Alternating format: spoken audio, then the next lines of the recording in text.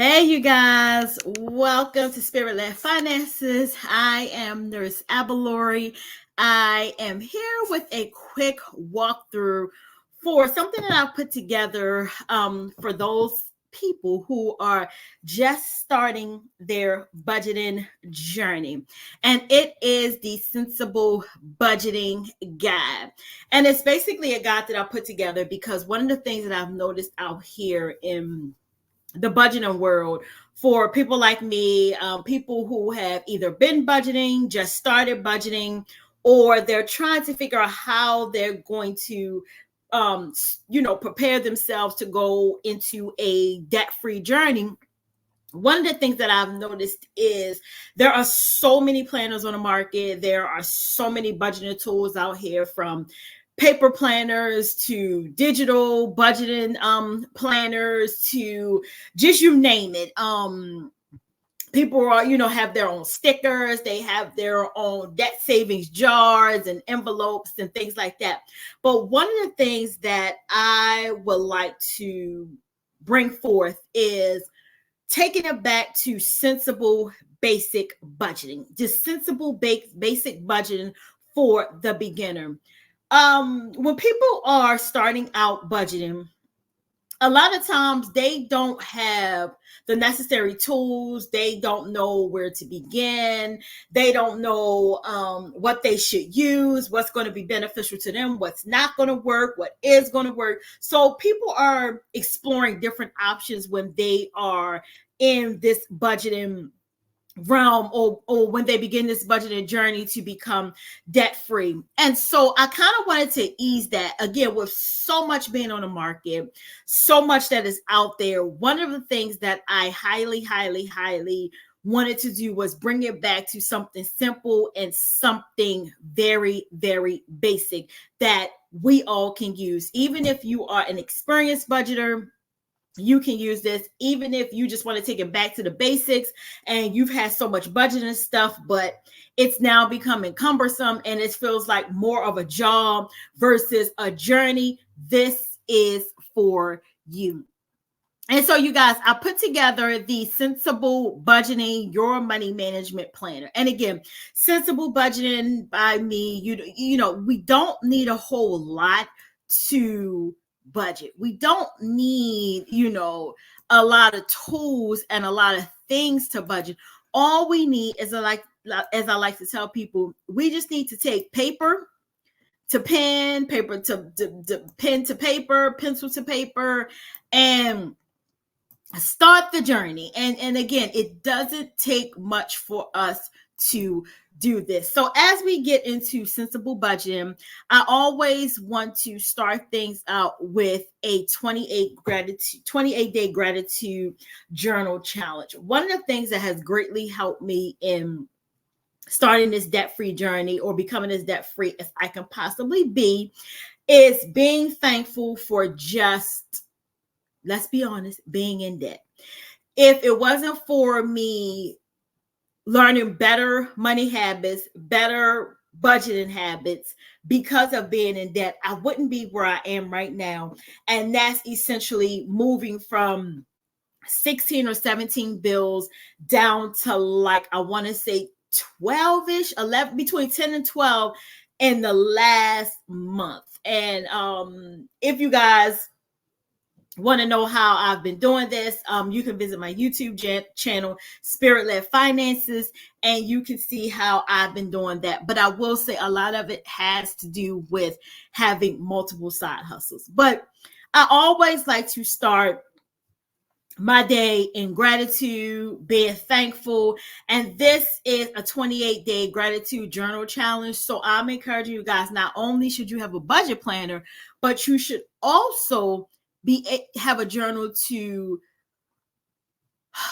journal your thoughts, your feelings, your challenges, your wins, so that after, so many weeks or so many months of being in this debt-free journey, you can look back to see where you started and bring it up to where you are currently. Even if it meant I had, $20,000 in debt, and now I'm down to 18. That's a huge accomplishment to pay off $2,000 in debt. So it's good that you keep a journal of your feelings, your thoughts, your hopes, what you're looking forward to once you get out of debt. So it's a whole gambit and a whole realm of things when it comes to being grateful for just being in debt and learning better money principles. And so I've included a 28-day gratitude challenge. And these are just, things that you can do to, make this make this budgeting journey more pleasant for you. And again, this is just a work in progress. So I'm going to be tweaking this, but I kind of wanted to come and just give you guys a visual of what's included. The next thing, again, is to go along with the 28-day gratitude journal. I've even left you a page where if it's something that you're feeling, it might not coincide with what is here on this page. You can feel free to journal how you feel each and every day.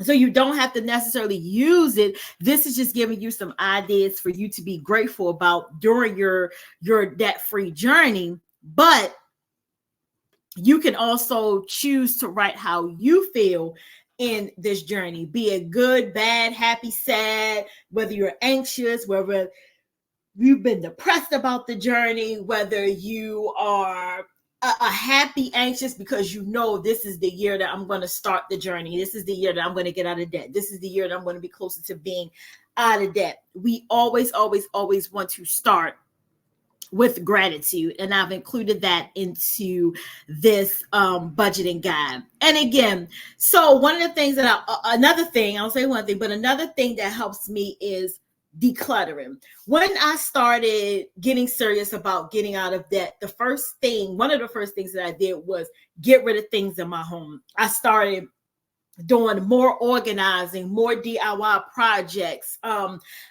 in the process of revamping my home to start my charity organization. So I'm doing things with that. I'm gutting out, I'm cleaning, I'm getting rid of, I'm in the process of living a more minimalistic life. And so with that being said, I am getting rid of furniture that I no longer need, that's no longer suiting me, that's no longer beneficial to where I am in life. I'm going for a more minimalist, clutter-free, more space, more bright, more cheerful home. And I'm looking forward to doing that. But before we can do any of that, you guys, we have to declutter. We have to declutter not only our minds, our spending habits, the way we think, the things that we know that's going to go along with making our debt-free journey much more happier.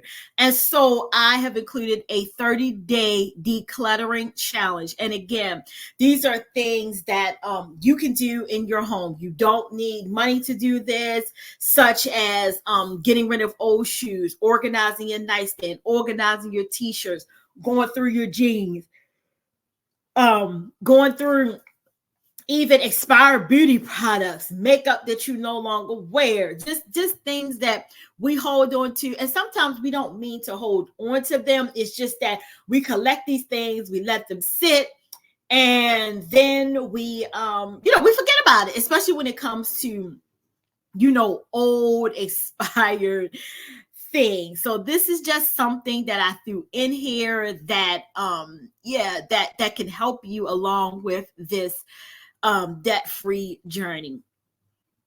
And again, this is still a living, working document.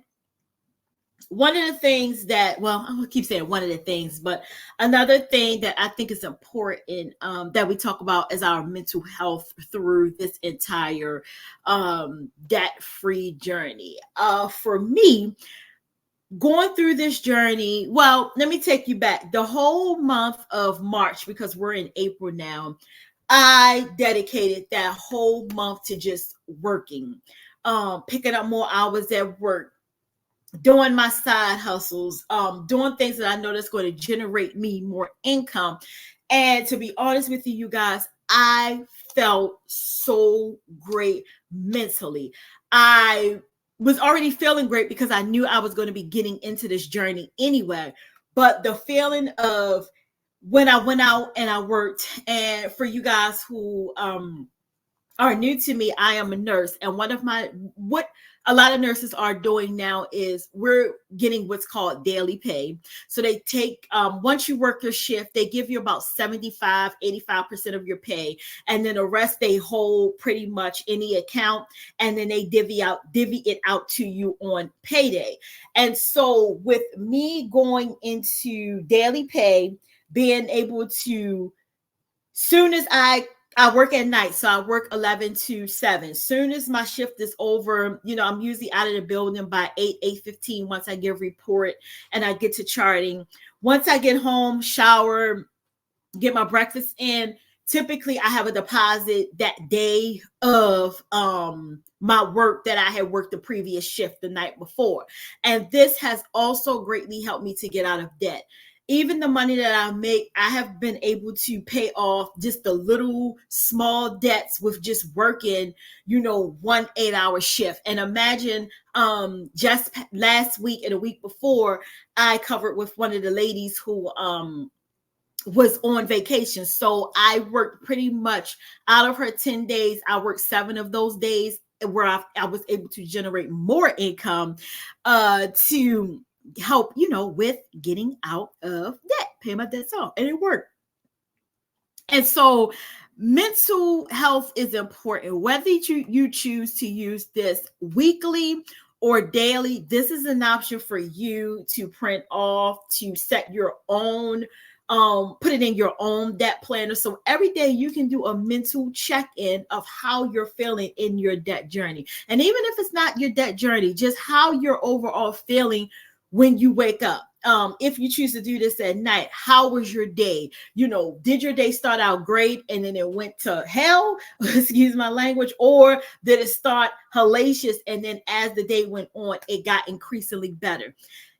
Even if it's not related to your debt journey, but just your overall well-being, this is a great option for you to check in, to do a mental check of where I am right now? How am I feeling?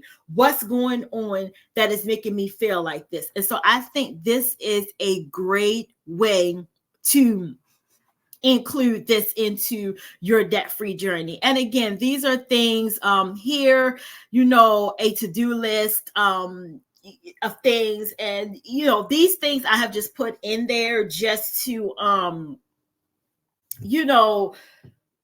give us something to think about. One of the things in doing research was, today I intend to, what are you intending to do today? Now, typically this is our goal. We always set, a goal for the day. What are you intending to do?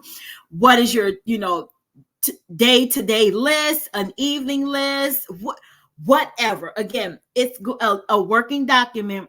So some of these things I'm going to take out and add things in that are pertinent to our debt-free journey. But I thought it was great just for us to, have something that we can gauge our mental health and our mental wellness on. Next in this, you guys, is a monthly calendar. Now, mind you, the monthly calendar is going to be undated, so you feel free to print as many as you want off, and then you can date them as you see fit for the month. So I left that. This is the thing that I love. It's a $200 challenge.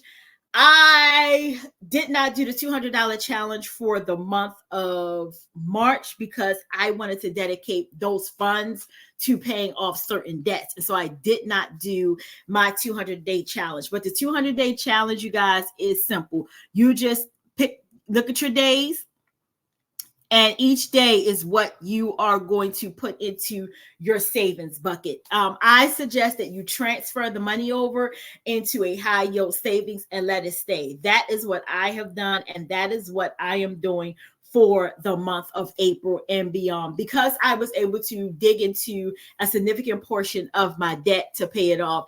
I feel like now I'm in a better shape that even if I can't do the savings every week, what I would typically do is, for me, it's easiest to add up 5 days, 1, 2, 3, 4, add up these 5 days and then go ahead and deposit. I think it's easier for me if it's done that way. And I'm probably going to tweak this just to put in the amount so you guys will already have it.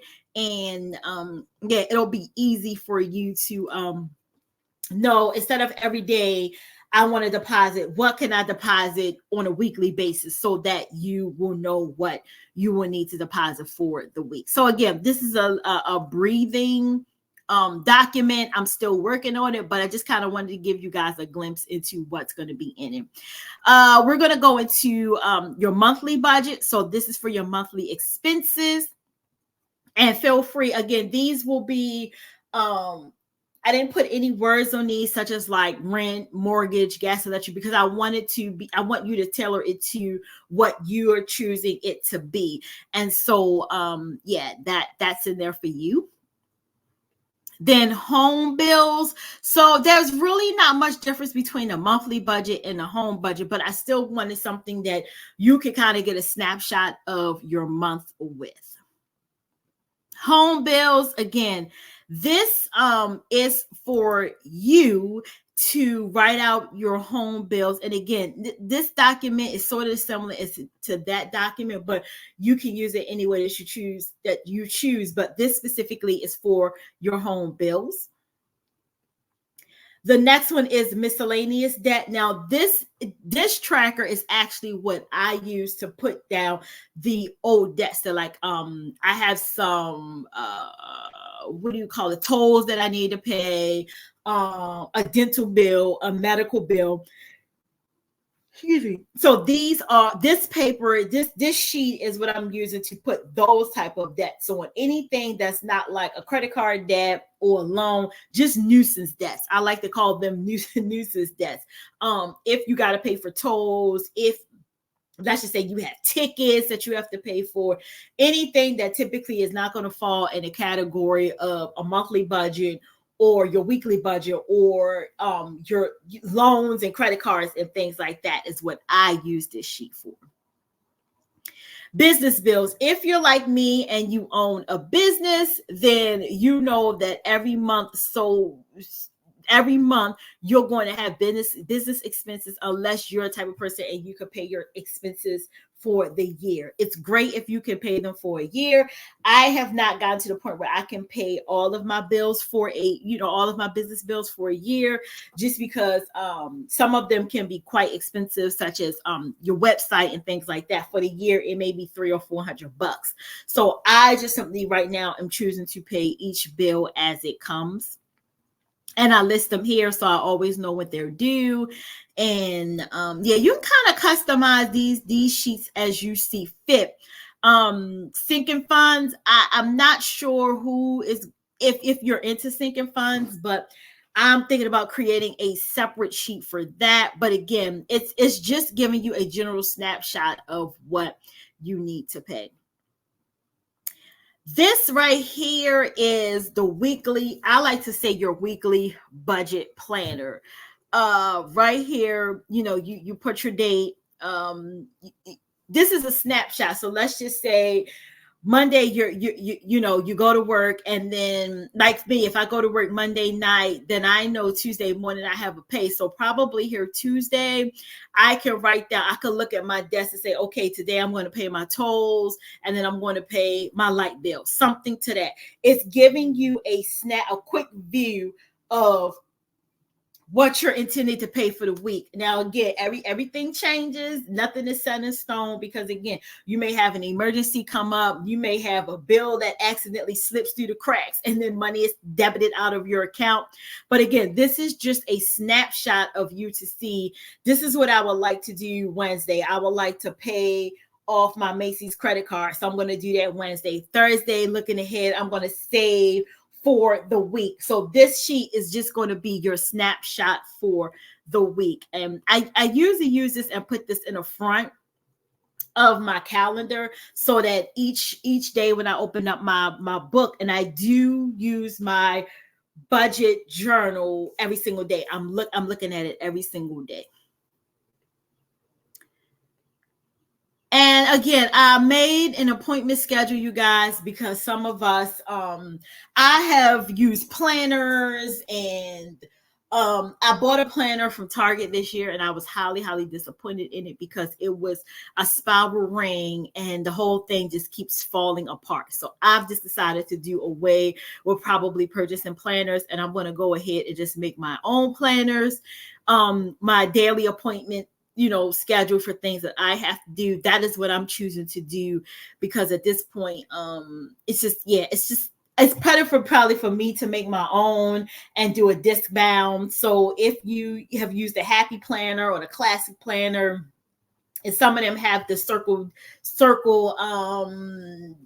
inserts that you can use to keep your planner together, I'll probably utilize that instead, or continue to punch holes in it like I've been doing. And this, you guys, if you have a checking account, you can keep track of, what's in your checking account by day, however, if you're choosing to do about a week. So I've included that.